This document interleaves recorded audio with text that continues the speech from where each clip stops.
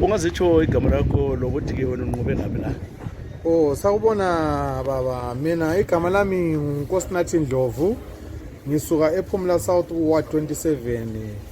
Ngithole usekelo lwabadala ePhumula South kwaMakoni bengithuma eChambers endaweni yeCouncil. Lapha ke usunqobile usiyalwisana ukuthi ungene uba ngukhansila, kambe ke abantu bakhangeleleni kuwe?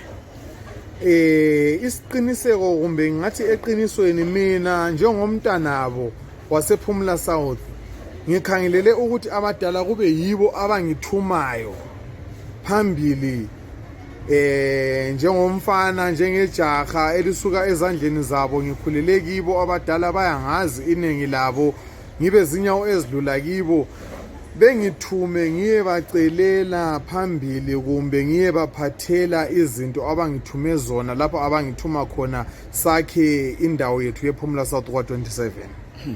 Bekunzima unganani lapha ke kuma primaries la abaningi bona bekhala bathi kuma primary elections ethu bekungela bunzima obungaka. Ubunzima esihlangane lalo ludubo lokuswelakala kwamabizo abantu kumaseli lani into ezifana lazenezo, ukuthi befake abantu ababafunayo, abantwana abangakwanisa ukuthi bebathume kumbe umuntu abangakwanisa ukuthi bemthume, into ebeluhlupho nje kibo.